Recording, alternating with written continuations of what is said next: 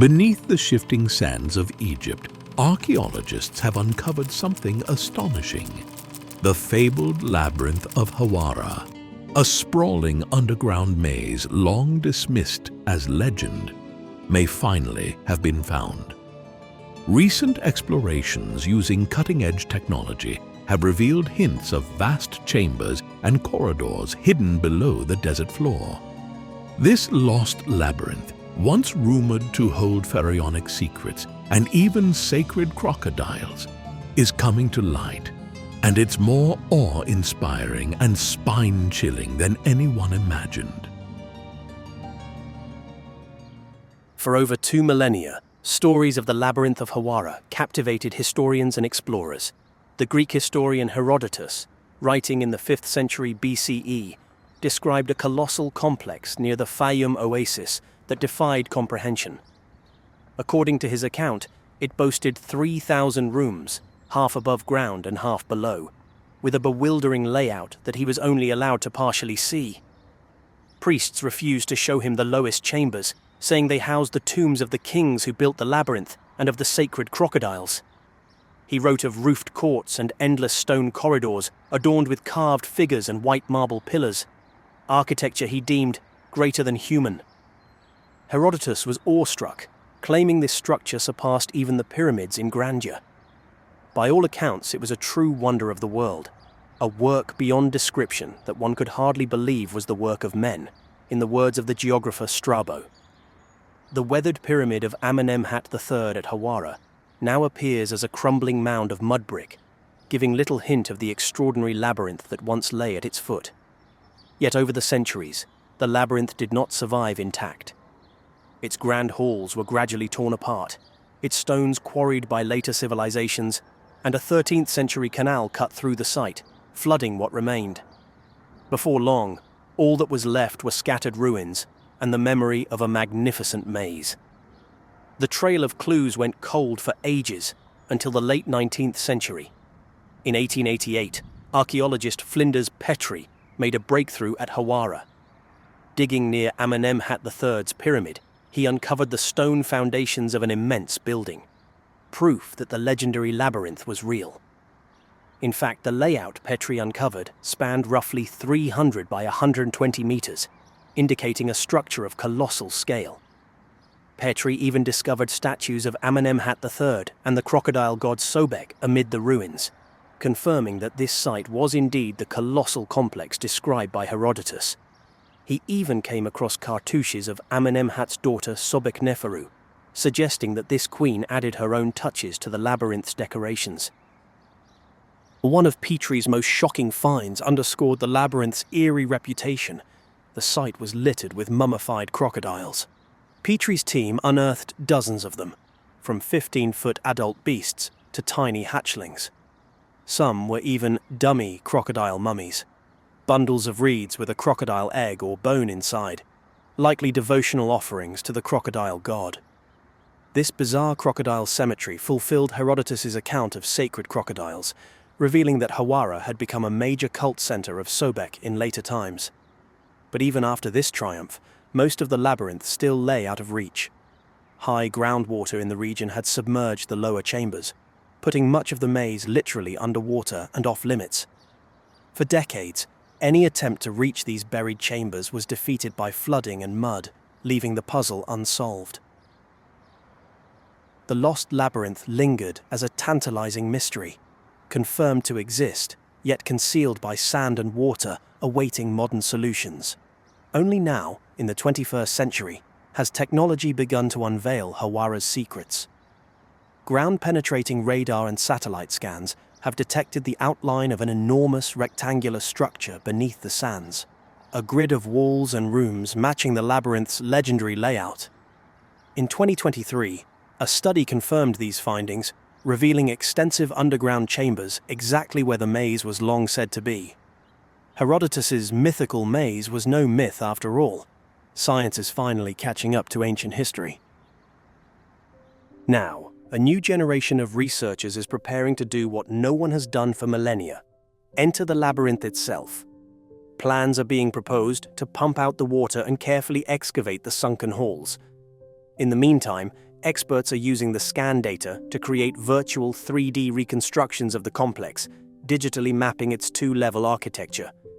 Bit by bit, they are resurrecting what Amenemhat III built nearly 3,800 years ago, a maze that served as his mortuary temple and a sacred center where the pharaoh was worshipped for centuries.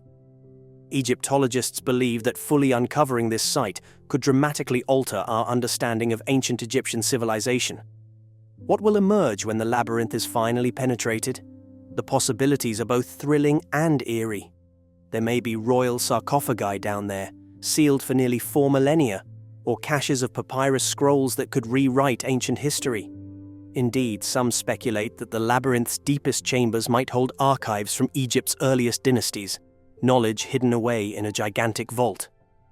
The maze was designed to guard something important, and one can easily imagine ancient warnings and traps still waiting in those lightless corridors. The lost Labyrinth of Hawara is now stepping from legend into reality. After ages of obscurity, this silent giant beneath the sand is poised to reveal its secrets to the world. The world waits with bated breath to see if this discovery will live up to the ancient tales. Thanks to modern science and relentless curiosity, a forgotten wonder will rise again. A discovery as educational as it is breathtaking, and perhaps a bit terrifying, as one of history's greatest mysteries comes back to life. But what if the Labyrinth of Hawara is just the beginning? In a remote corner of Egypt, researchers have uncovered an even deeper mystery, an underground structure so massive and complex, some believe it defies the capabilities of ancient man. In our next video, we'll explore the discovery that's making Egyptologists question everything we thought we knew about human history.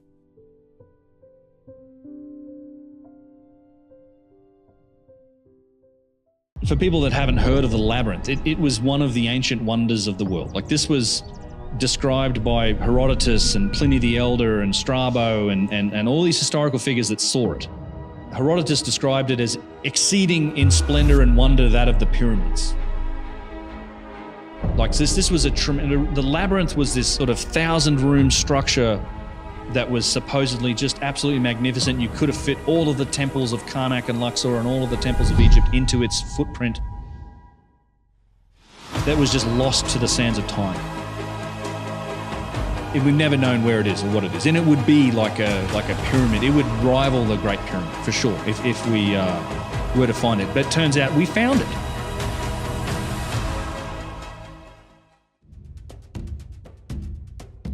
Nestled near the Fayum oasis, the Hawara pyramid site may appear unremarkable today, but to ancient historians, it was a place of awe and grandeur. Herodotus, often called the father of history, described it in terms that still leave modern scholars in awe. He recounted that compared to the labyrinth he encountered, even the grandest Greek temples and pyramids paled in both effort and expense. It was a structure of such enormous scale and complexity that it surpassed even the famous pyramids of Egypt. For centuries, however, many dismissed his account as fanciful or exaggerated, especially given Herodotus's reputation for embellishment. However, as time passed, more of his descriptions have been vindicated, particularly regarding his accounts of Lake Moeris near Hawara. He spoke of 2 pyramids rising nearly 93 meters above the surface of the water, each crowned with a seated stone statue. In the late 19th century, famed British archaeologist Flinders Petrie confirmed the presence of 2 seated colossi, each about 18 meters high and made of hard quartzite sandstone.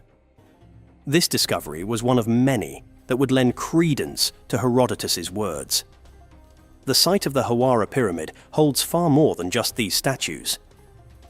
When researchers began to investigate the pyramid itself, they unearthed evidence of remarkable ancient engineering. Despite its present appearance, a crumbling pile of dark mud, the pyramid conceals a megalithic core built with astounding precision. Beneath its decayed exterior, the masonry is of exceptional quality, with blocks fitted so tightly that not even a blade could slip between them. This core represents 2 distinct types of ancient technologies. One, the megalithic stone core, and the other, a more fragile mud brick construction that has long since crumbled. Flinders Petrie, a pioneer in the study of ancient Egyptian architecture, was the first to delve into this mystery in detail. He noted that the stone casing of the pyramid had been removed during Roman times, leaving the interior exposed to the elements. Unlike other pyramids of the time, the entrance to this one was on the south side, not the north, and lay at ground level. It was designed with descending passages that had ramps on both sides, resembling a system for moving heavy cargo. This unique layout distinguished the Hawara pyramid from others in Egypt, leading Petrie to believe that its original purpose may have been different from typical pyramids. One of the most astonishing aspects of the structure is its system of trapdoors. Massive stone slabs weighing around 20 tons each, designed to seal off passageways. Petrie discovered 3 such trapdoors, all of which had been left open. His exploration of the pyramid led him to a central chamber carved from a single block of quartzite sandstone, forming a large tank-like structure in which a sarcophagus was placed.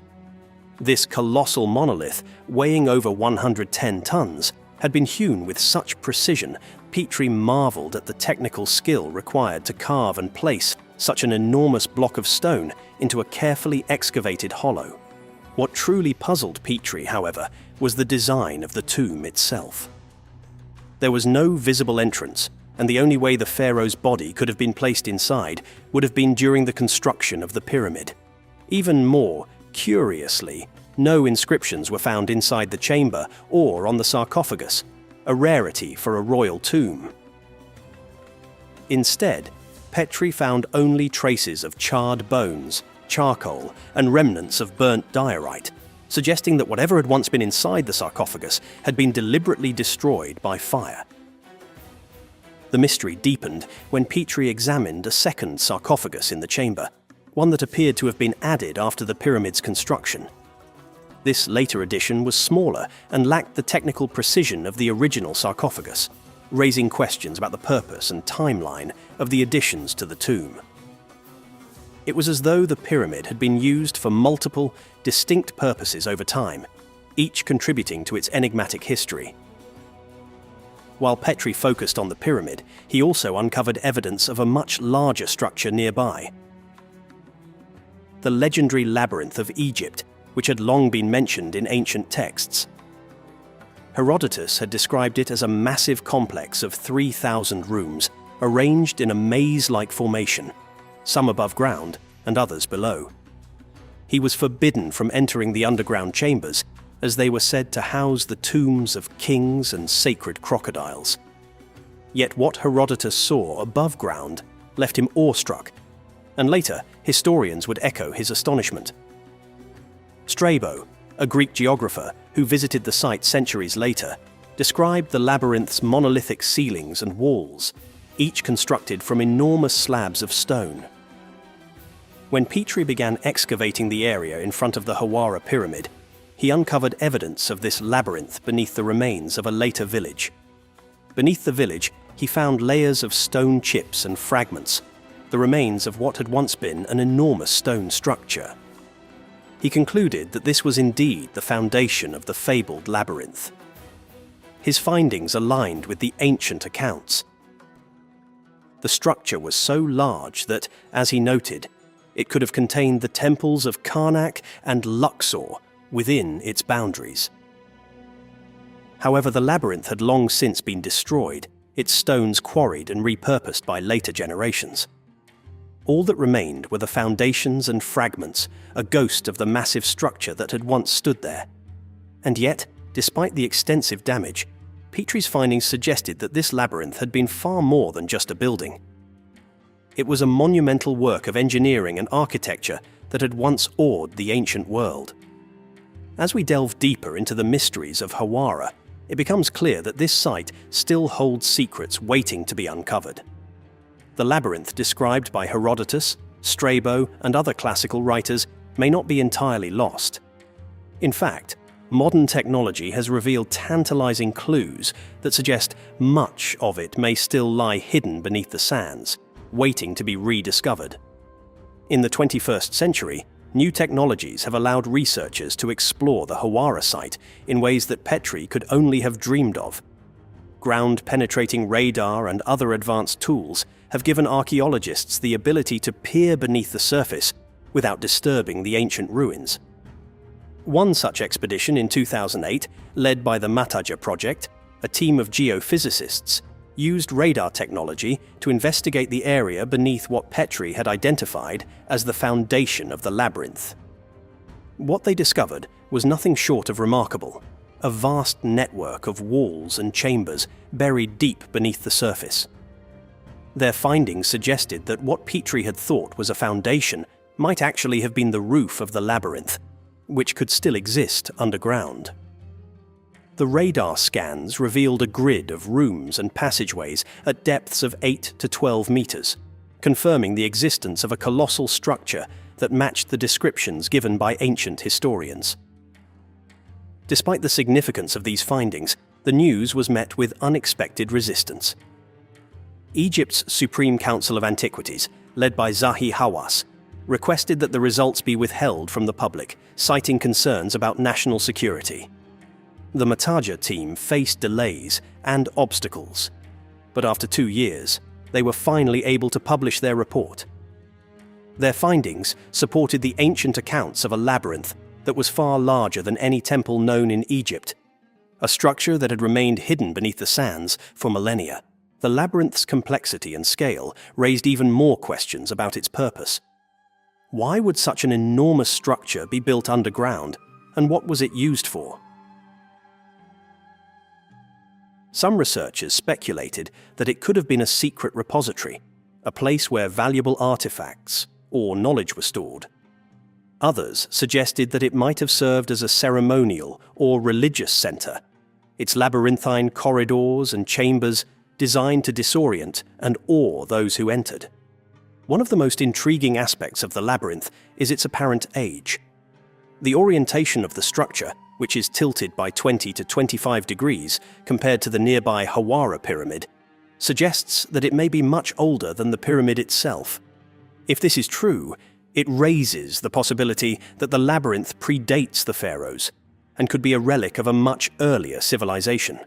Despite the advances in technology, many mysteries remain unsolved.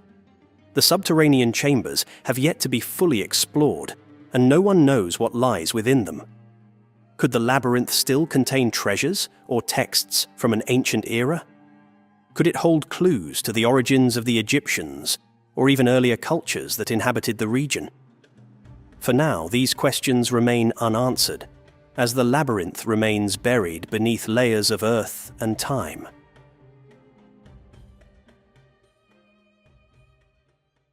If you found this video fascinating, prepare to be even more intrigued. Check out our next video diving deep into the enigma of Zawiet El Aryan, the pit in Egypt that seemingly exists outside of recorded history.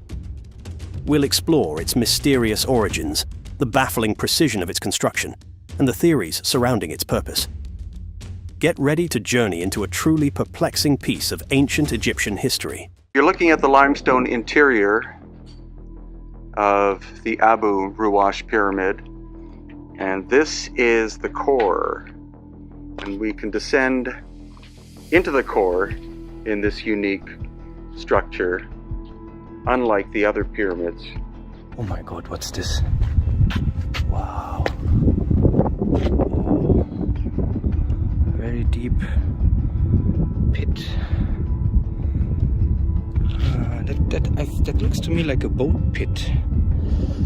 No way. Look at these lines. Look at these striations. Exactly. Look at these striations. And also the higher parts and the lower parts shows that it was not all cut at once. Exactly. It was like, Especially here. This here and here. Exactly. Yeah, here and there. Exactly. You can see where the blade came back. And we're talking about red granite from Aswan. How did they bring it up here? We are here in a mountainous region.